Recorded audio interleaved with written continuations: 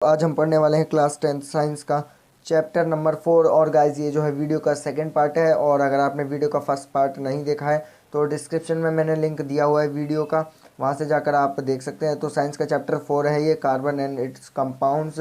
तो इसे जो है हम पढ़ेंगे पार्ट 2। तो पार्ट 2 में आज हम बात करेंगे वर्सेटाइल नेचर ऑफ कार्बन के बारे में, यानी कार्बन का जो वर्सेटाइल नेचर है वो किसकी वजह से, क्यों है वो, इन सब चीज़ों का इस वीडियो में आज हम डिस्कस करेंगे। और बहुत सारा जो हमारा इम्पोर्टेंट पोर्शन है वो आज कंप्लीट करेंगे। तो वीडियो का एंड तक देखिएगा और चैनल पर नए आए हो तो चैनल को सब्सक्राइब करके बेल आइकन को प्रेस कर देना, ताकि हम जो भी वीडियो अपलोड करें उसकी नोटिफिकेशन आपको मिल जाए। तो चलिए पढ़ना स्टार्ट करते हैं। तो we have seen in the formation of covalent bonds by the sharing of electrons in various elements and compounds, यानी हमने पिछले पार्ट में एक कोवलेंट बॉन्ड के बारे में पढ़ा था। तो एक कोवलेंट बॉन्ड होता क्यों है? अब कोवलेंट बॉन्ड इसलिए होता है क्योंकि हम जो है वो इलेक्ट्रॉन्स को शेयर करते हैं बहुत सारे एलिमेंट्स और कंपाउंड के बीच में, ठीक है।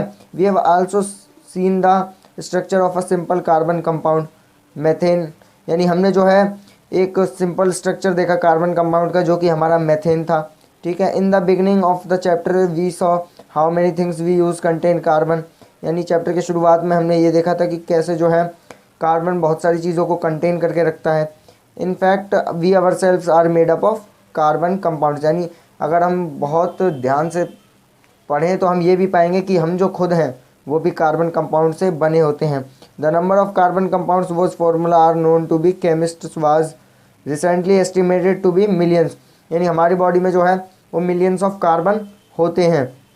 This out numbers by a large margin the compounds formed by all other elements put together, यानी इसमें जो है बहुत सारे कंपाउंड्स जो होते हैं वो एक साथ आ जाते हैं और अदर एलिमेंट्स के साथ जो है वो मार्जिन करके कार्बन का निकाला है, ठीक है। Why is it that this property is seen in carbon and no other element, यानी कार्बन में ऐसा क्या है कि ये जो प्रॉपर्टी है वो सिर्फ कार्बन में ही दिखाई देती है और किसी एलिमेंट में क्यों नहीं दिखाई देती? The nature of the covalent bond enables carbon to form a large number of compounds, यानी जो कोवलेंट बॉन्ड, जो कार्बन का नेचर है कोवलेंट बॉन्ड में, उसी की वजह से जो कार्बन है वो लार्ज नंबर पर कंपाउंड्स को जो है वो एक साथ रख पाता है। Two factors noticed in the case of carbon are, यानी दो फैक्टर जो है वो कार्बन के केस में यहाँ पर बताए गए हैं, जिसकी मदद से जो कार्बन है वो लार्ज नंबर ऑफ कंपाउंड में जो है अपने आप को इनेबल करता है, ठीक है। तो पहला पॉइंट यहाँ पर पढ़ेंगे। तो carbon has the unique ability to form bonds with other atoms of carbon giving rise to large molecules, यानी कार्बन के पास एक ऐसी यूनिक एबिलिटी है, सबसे अलग एबिलिटी है कि वो दूसरे कार्बन एटम्स के साथ ही जो है वो लार्ज मॉलिक्यूल फॉर्म कर लेता है। जैसे मान लो ये कार्बन है तो ये क्या करेगा, कार्बन के साथ ही कर लेगा, इसे किसी दूसरे एलिमेंट की ज़रूरत नहीं है, ये अपने आप ही कार्बन के साथ कर लेगा, ठीक है। तो इसलिए इसके पास यही जो एलिमेंट है वो ऐसा कर पाता है, तो इसलिए इसके पास यूनिक एबिलिटी है। आगे पढ़े तो दिस प्रॉपर्टी इज कॉल्ड कटेनेशन, यानी और ये जो प्रॉपर्टी है इसे हम क्या कहेंगे, कटेनेशन। दिस कंपाउंड्स में have long chains of carbon, और इन कंपाउंड्स की जो है वो लॉन्ग चेन्स भी होती है कार्बन की, जैसे कार्बन कार्बन कार्बन, ठीक है। लॉन्ग चेन्स होते हैं, कार्बन ही होते हैं उसमें ज़्यादातर, ठीक है।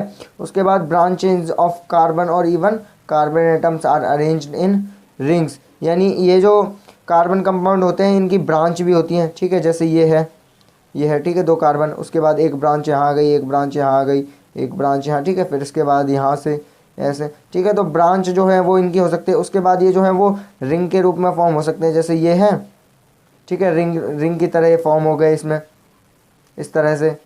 इसमें क्या हुआ कि सब जो है वो रिंग की तरह फॉर्म हो गए। तो इन तीन तरीक़ों से जो है ये फॉर्म होता है।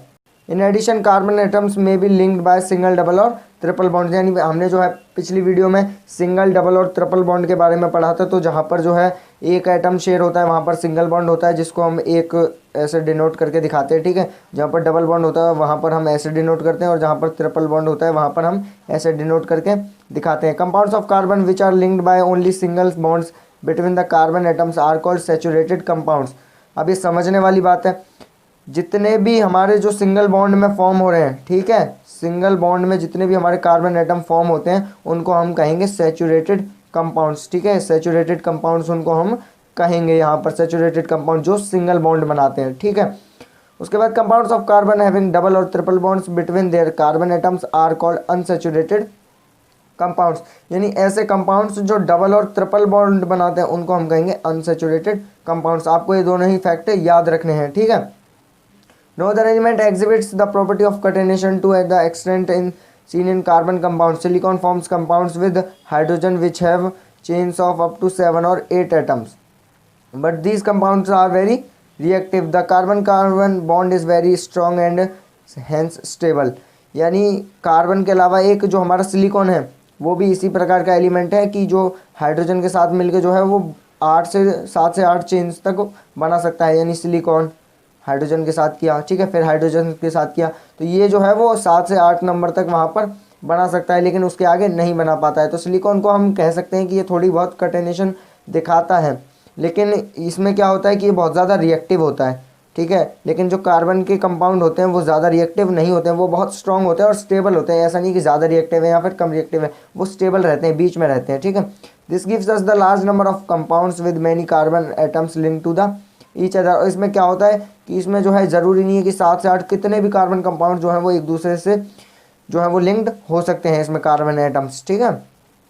उसके बाद जो हमारा सेकंड पॉइंट आता है, since carbon has a valency of 4, अब कार्बन की वैलेंस जो है वो 4 है। It is capable of bonding with 4 other atoms of carbon atoms of some other monovalent element. यानी अब जो है कार्बन की जो वैलेंसी है वो 4 है, तो वो 4 जो हैं एटम्स के साथ, 4 कार्बन एटम्स या किसी और एटम्स के साथ भी जो है एलिमेंट के साथ वो फॉर्म कर सकता है। अब वो करेगा कैसे, ये देखिए यहाँ पर, ठीक है, इस तरह से, ठीक है, इस तरह से, यानी यहाँ पर भी वो कुछ भी फॉर्म कर सकता है, यहाँ पर भी, यहाँ पर भी और यहाँ पर भी, ठीक है। इस तरह से जो है वो फॉर्म करेगा, यही यहाँ पर बात कही गई है। Compounds of carbon are formed with oxygen, hydrogen, nitrogen, sulphur, chlorine and many other elements giving rise to compounds with specific properties which depend on the elements other than carbon present in the molecule। यानी carbon जो है compound, carbon के जो compounds हैं वो oxygen के साथ भी फॉर्म हो सकते हैं, हाइड्रोजन, नाइट्रोजन, सल्फर और बहुत सारे एलिमेंट्स के साथ जो है ये फॉर्म हो जाता है। कंपाउंड्स को अपने को फॉर्म कर लेता है। और ये किस पर डिपेंड करता है, जो उस मॉलिक्यूल में जो कार्बन मौजूद होते हैं उनके ऊपर जो है ये डिपेंड करता है कि वो किस तरह से जो है कंपाउंड बनाएंगे। Again the bonds that carbon forms with most other elements are very strong making these compounds exceptionally stable. यानी जो बॉन्ड होता है कार्बन कंपाउंड्स के पास वो बहुत ज़्यादा स्टेबल होता है, ठीक है, वो ज़्यादा स्ट्रॉन्ग भी नहीं होता और ज़्यादा वीक भी नहीं होता। One reason for the formation of strong bonds by carbon is it's small size. अब यहाँ पर एक और रीज़न दिया हुआ है कि कार्बन जो है वो इतना अच्छा फॉर्मेशन बॉन्ड क्यों बनाता है, क्योंकि उसका साइज़ जो है वो स्मॉल होता है, इसलिए वो जो है स्टेबल तरीके से रिएक्ट करता है। This enables the nucleus to hold to the shared pairs of electrons strongly. और इसी की वजह से जो है जो भी इलेक्ट्रॉन शेयर होते हैं उनको ये संभाल कर रख लेता है, उनको स्ट्रांगली अपने पास रखता है। The bonds form by elements having bigger atoms are much weaker. यानी ऐसे बॉन्ड्स, जिन एलिमेंट्स के ऐसे बॉन्ड जिनमें जो है बड़े एटम होंगे, यानी एटम जो होगा वो बहुत बड़ा होगा, तो इसमें क्या होगा कि बहुत ज़्यादा एनर्जी की ज़रूरत पड़ेगी और इतनी एनर्जी प्रोटॉन के पास होगी नहीं, तो इसलिए वो एटम्स जो होंगे वो वीक हो जाएंगे और बॉन्ड भी वीक होगी। लेकिन कार्बन का छोटा सा होता है, तो छोटा होने के कारण इसमें जो है बहुत ज़्यादा स्ट्रॉन्ग होता है ये, ठीक है। और ये दोनों पॉइंट जो हैं आपके लिए बहुत इंपॉर्टेंट है, आपको ये अच्छे से याद कर लेने हैं, समझ लेने हैं। और अगर अभी भी आपको समझ नहीं आया तो वीडियो को पीछे करके फिर से समझ लो एक बार, क्योंकि ये समझना बहुत ज़रूरी है आपके लिए। और हाँ, अगर वीडियो अच्छी लग रही हो तो प्लीज़ वीडियो को लाइक कर दो, और अगर आपका कोई डाउट है तो कमेंट कर देना, मैं उसका आंसर आपको दे दूँगा, ठीक है। बिना किसी झिझक के कमेंट कर दिया करो आप, ठीक है, कोई भी आपका डाउट हो तो। उसके बाद बात करते हैं, अभी हमने पढ़ा सैचुरेटेड और अनसैचुरेटेड कार्बन कंपाउंड्स के बारे में। अब इनके बारे में हम जो है वो थोड़ा सा और जानेंगे, क्योंकि हमने जो है केवल इनकी डेफिनेशन पढ़ी। जो सिंगल बॉन्ड बनाते हैं वो सैचुरेटेड, और जो डबल बॉन्ड और ट्रिपल बॉन्ड बनाते हैं वो अनसैचुरेटेड, ठीक है। लेकिन अब इनके बारे में थोड़ी सी और यहाँ पर जानकारी लेंगे, तो पढ़ते हैं। We have already seen the structure of methane, यानी स्ट्रक्चर हमने मेथेन का देखा था। Another compound formed between carbon and hydrogen is ethane with the formula C2H6, ठीक है। तो यहाँ पर पहले हमने मेथेन का देखा था पिछली वीडियो में, यहाँ पर हम एग्जाम्पल लेंगे एथेन का, जिसका फॉर्मूला होता है C2H6, ठीक है। तो पहले मैं आपको इसका इलेक्ट्रॉन डॉट स्ट्रक्चर और कोवैलेंट बॉन्ड बता देता हूँ। तो यहाँ पर C2 यानी कार्बन हमारे पास 2 थे, तो 2 कार्बन ले लिए, ठीक है। कार्बन के हमारे कितने थे, 1 2 3 और 4, ठीक है। कार्बन के हमारे पास कितने थे, 4 इलेक्ट्रॉन थे, ठीक है, 1 2 3 और 4, और इसके पास भी 4 थे, 1 2 3 4, दोनों कार्बन के पास 4 थे। उसके बाद जो हमारा हाइड्रोजन H6 C2H6, क्योंकि यही फॉर्मूला है, तो जो हमारा हाइड्रोजन है उसके 6 है, तो 6 हाइड्रोजन ले लिए। ठीक है, यहाँ पर 6 हाइड्रोजन है। तो यहाँ पर देखोगे कि हर हाइड्रोजन के पास एक एटम होता है। ठीक है, तो इसने क्या किया कि एक एक एटम जो था वो यहाँ पर कार्बन का ले लिया, तो इसका भी फुलफिल हो गया, ये 2 हो गए। ठीक है, हीलियम की तरह इसके भी 2 हो गए, इसके भी 2 हो गए, इसके भी, यानी सब जो हाइड्रोजन थे उनके 2-2 यहाँ पर जो थे वो इलेक्ट्रॉन हो गए, उनका जो शेल था वो कंप्लीट हो गया, जो आउटर मोस्ट शेल था। अब यहाँ पर गिनो, अब यहाँ पर गिनो इन चीज़ों को, ये 2, ये 2, 4, 2, 6, अब 2, 6 और एक इसके पास यहाँ था, तो ये तो 7 हुए। अब इसको चाहिए 8, क्योंकि जो लास्ट शेल है उसमें 8 होने चाहिए। तो अब ये क्या करेगा कि ये जो दूसरा कार्बन एटम था उससे भी एक ले लेगा, इसलिए इसके पास यहाँ पर 8 हो जाएंगे। तो अब गिने 2, 4, 6, 8, यहाँ पर भी 2, 4, 6 और 8, यानी यहाँ पर जो है 8 हमारे पास जो थे वो इलेक्ट्रॉन हो गए, जो हमारा आउटर मोस्ट शेल था। ठीक है, in order to arrive at the structure of simple carbon compounds, the first step is to link the carbon atoms together with a single bond। यानी सबसे पहले हमने क्या किया कि जो हमारे कार्बन एटम्स थे उनको सिंगल बॉन्ड के साथ जो था हमने कनेक्ट किया। And then use the hydrogen atoms to satisfy the remaining valencies of carbon. For example the structure of ethane is arrived in the following steps. ठीक है, तो अब जो है हम इनका इलेक्ट्रॉन डॉट स्ट्रक्चर पढ़ेंगे। ठीक है, इनके स्ट्रक्चर के बारे में जानेंगे, लेकिन पहले जो है आप समझ गए होंगे इसे, एक बार फिर से आपको बता देता हूँ। तो यहाँ पर जो था हमारा फॉर्मूला C2H6। ठीक है, आपको अलग से बना के दिखाता हूँ मैं। तो जो हमारा फॉर्मूला था वो था C2H6। ठीक है, तो C2 है यानी हमारे पास 2 कार्बन होंगे, तो यहाँ पर हमने 2 कार्बन ले लिए। ठीक है, उसके बाद हमारे पास कार्बन का जो आउटर मोस्ट शेल होता है उसमें होते हैं 4 इलेक्ट्रॉन्स। ठीक है, तो यहाँ पर जो है हमें 4 उसकी वैलेंसी होती है, 4 उसे चाहिए होते हैं। ठीक है, तो यहाँ पर हमने 4 ले लिए, इसके भी 4 ले लेते हैं। ठीक है, अब यहाँ पर क्या हुआ कि 4-4 दोनों के पास, अब दोनों को 4-4 चाहिए। उसके बाद हमारे पास H6 था जो हमारा हाइड्रोजन था, तो यहाँ पर H6 ले लेंगे। ठीक है, हम हाइड्रोजन में लिख देता हूँ, तो यहाँ पर डॉट ले लेंगे इनके जो इलेक्ट्रॉन है। ठीक है, तो यहाँ पर जो है हमने सबका जो इलेक्ट्रॉन है वो ले लिए। ठीक है, अब हम क्या करेंगे कि हाइड्रोजन के ये हो गए 2 एटम, ये 2 हाइड्रोजन के हो गए, ये 2 हाइड्रोजन के हो गए, 2 हाइड्रोजन। ठीक है, यहाँ पर ये 2 हाइड्रोजन और यहाँ पर ये 2 हाइड्रोजन, यानी सब जो थे हाइड्रोजन वो कम्प्लीटली बैलेंस हो गए। ठीक है, यहाँ पर जो थे उनका आउटर मोस्ट शेल जो था पूरी तरह से फुलफिल हो गया। उसके बाद अब बात करें कार्बन की बात आती है, तो कार्बन के पास 4 तो पहले से थे। ठीक है, कार्बन के पास 4 तो पहले से थे, 3 ये और आगे हाइड्रोजन के इस तरफ की बात देखें तो 3 ये आगे, तो इन सबको ले लेंगे। ठीक है, इन सबको हमने ले लिया। अब यहाँ पर 2 ये हो गए, 2 ये हो गए और 2 ये हो गए। अब यहाँ कितने बचे, 2 और चाहिए हमें, लेकिन यहाँ तो एक ही है, तो इसलिए हम क्या करेंगे कार्बन से एक और ले लेंगे और यहाँ पर भी हम ऐसा ही करेंगे। ये थोड़ा मतलब लिखने में यहाँ पर दिक्कत हो रही है, पर आप समझ जाओ, बस आप समझ जाओ, कॉन्सेप्ट समझा करो, मैं हमेशा कहता हूँ, तो इस तरह से आपको पता चल जाएगा। ठीक है, अब आगे बढ़ते हैं। तो यहाँ पर जो है हम इसके स्ट्रक्चर के बारे में पढ़ेंगे। तो यहाँ पर सबसे पहले कार्बन के बीच जो था वो सिंगल बॉन्ड हुआ। ठीक है, carbon atoms links together with a single bond, step 1 में सिंगल बॉन्ड हुआ। उसके बाद इसका स्ट्रक्चर बनाने के लिए 3 valencies of each carbon atom remain satisfied, so each is bonded to 3 hydrogen atoms giving, यानी यहाँ पर जो है हमारे पास 6 हाइड्रोजन हमें दिए गए थे, C2H6 था, तो 6 हाइड्रोजन हमें दिए गए। ठीक है, तो हमें जो है वो हर किसी को बराबर रखना है, ऐसा नहीं है कि 6 के 6 इस तरफ आ गए इस कार्बन के पास, नहीं, हमें हमेशा जो है बैलेंस रखना है। तो यहाँ पर जो था हमारे पास सिंगल बॉन्ड तो पहले से ही था, उसके बाद हमने 6 हाइड्रोजन और लिख दिए, इस तरह से स्ट्रक्चर बना दिया और ये हमारा स्ट्रक्चर हो गया। Each carbon atom bonded to 3 hydrogen atoms, यानी हर जो कार्बन है वो 3 हाइड्रोजन एटम्स के साथ जो है वो बॉन्ड बना रहा है। और हमने अभी क्या पढ़ा था, अभी हमने पढ़ा था कि कार्बन जो है वो 4 जो हमारे एलिमेंट होते हैं उनसे बॉन्ड कर सकता है। तो यहाँ पर 3 तो हमारे हाइड्रोजन हो गए।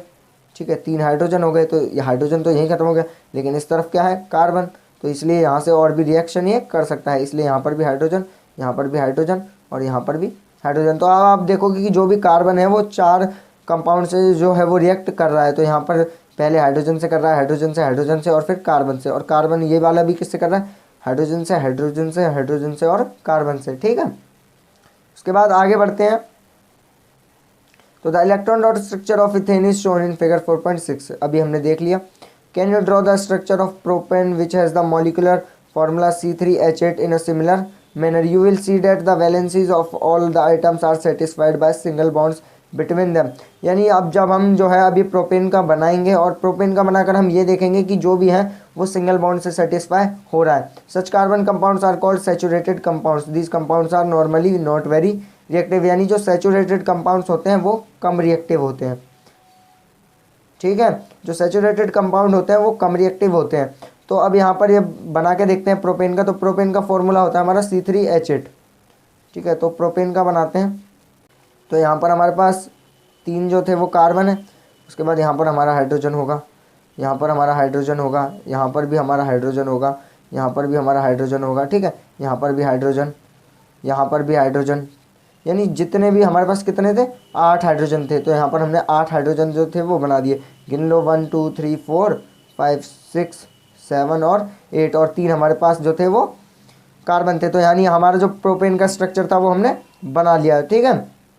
उसके बाद आगे पढ़े। However another compound of carbon and hydrogen has the formula C2H4 and is called ethane, ठीक है। उसके बाद जो है हमारे पास एक और कंपाउंड है, अनदर कंपाउंड जो कार्बन का है वो है C2H4, जिसे एथेन कहते हैं। How can this molecule be depicted, we follow the same step wise approaches.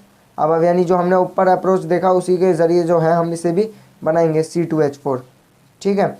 तो carbon atoms link together with a single bond, ठीक है। कार्बन एटम्स एक दूसरे के साथ जो है वो सिंगल बॉन्ड में रहेंगे।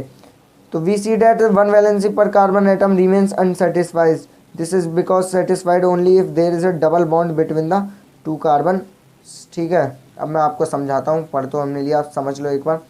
तो सबसे पहले हमने जो है वो कार्बन के बीच में फॉर्मूला क्या था हमारा, C2H4, ठीक है। ये हमारा फॉर्मूला था।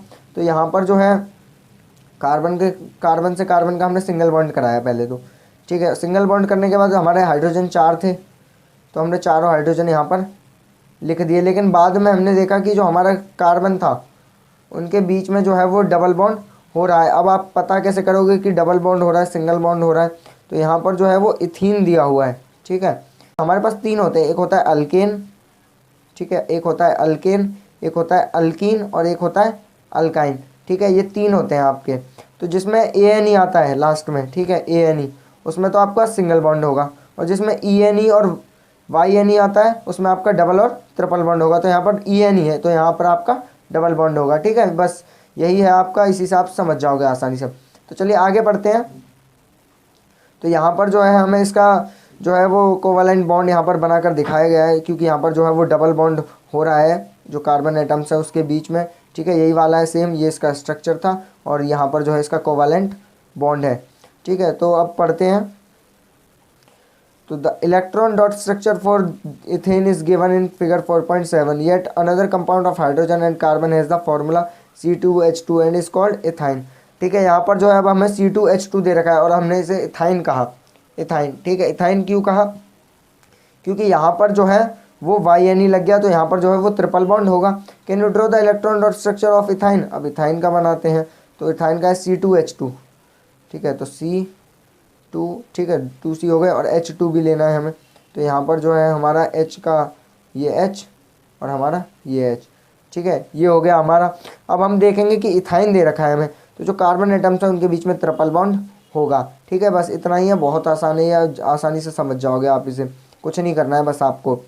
तो आगे पढ़ते हैं। How many bonds are necessary between the 2 carbon atoms in order to satisfy their valencies. Such compounds of carbon having double or triple bonds between the carbon atoms are known as unsaturated compounds and they are more reactive than the saturated carbon compounds. यानी ऐसे compound जिनमें double और triple bond, जो कि अभी हमने पढ़ा, ऐसा अगर बॉन्ड हो तो इन्हें जो है हम अनसैचुरेटेड कार्बन कंपाउंड कहेंगे, ठीक है। अनसैचुरेटेड इन्हें कहेंगे हम, अभी जी भी हमने जो थी इसकी डेफिनेशन पढ़ी थी, ठीक है। तो अनसैचुरेटेड कहेंगे जब डबल और ट्रिपल बॉन्ड होगा कार्बन कंपाउंड्स के बीच में, और जो अनसैचुरेटेड होते हैं वो ज़्यादा रिएक्टिव होते हैं और जो सैचुरेटेड होते हैं वो थोड़े कम रिएक्टिव होते हैं, ठीक है। बस ये चीज़ आपको याद रखनी है।